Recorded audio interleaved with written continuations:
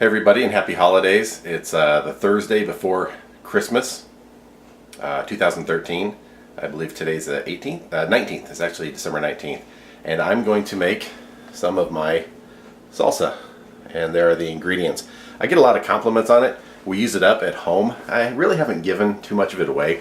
I'd like to, but oddly enough, the thing to come across is jars.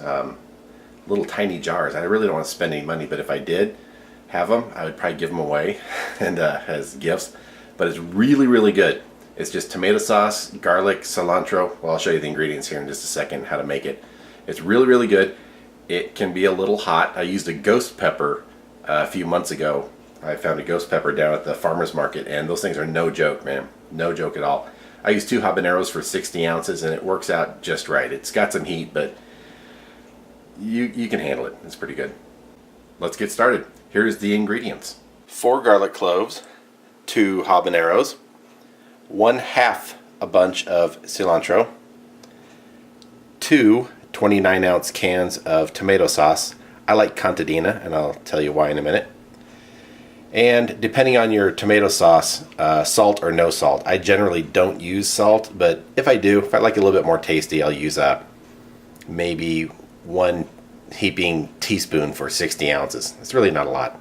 And of course, everything will go in our crazy, like 6-bladed Ninja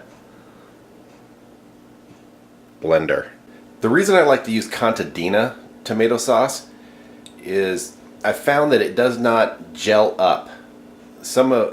I've used Hunt's, Heinz, just a various brand, a store brand from our grocery store. And when I make it fresh and we eat it right then and there, right out of the blender, it's fine. It tastes, it's wonderful. I put it in jars, put it in containers, put it in the fridge, and the next day we go to eat some, and it's thickened up. Not quite like Jell-O, like really hard, but you can like turn it upside down and it won't pour out. You gotta get a spoon or a knife in there and break it up and shake it.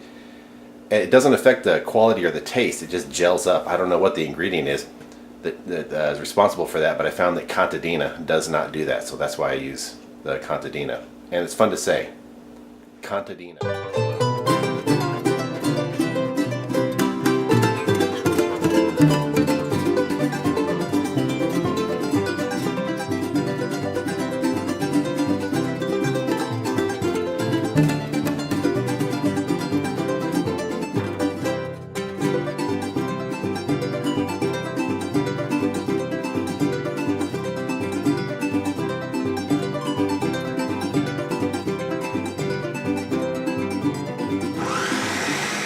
I just blend everything up until the bits and pieces get pretty small. You can see them in the blender going around.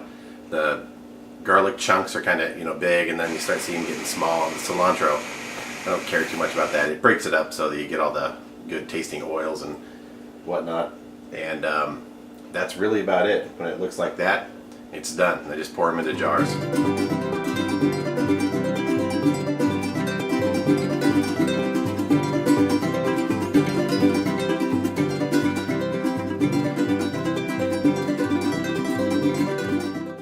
Here's what it looks like when it's done.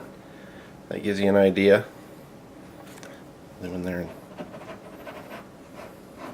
It's not watery, and it's definitely not thick. And if you pour it on a plate, it will spread out quite a bit. I'd like to use small bowls. Right out of the blender, it will be pretty warm. I mean, you can taste it after a few dips with chips. You put it in the jars, you put it in the fridge. You have to refrigerate it, and it stays good for a real long time. The next day, it will be hotter. It'll be a lot hotter because of the oils will release from the peppers, and it'll be a lot hotter the next day. A lot hotter sometimes. I mean, a lot. It's been so much hotter the next day, it kind of makes me almost choke sometimes. But like I said, it's a good sauce and you can handle it. All right, thanks.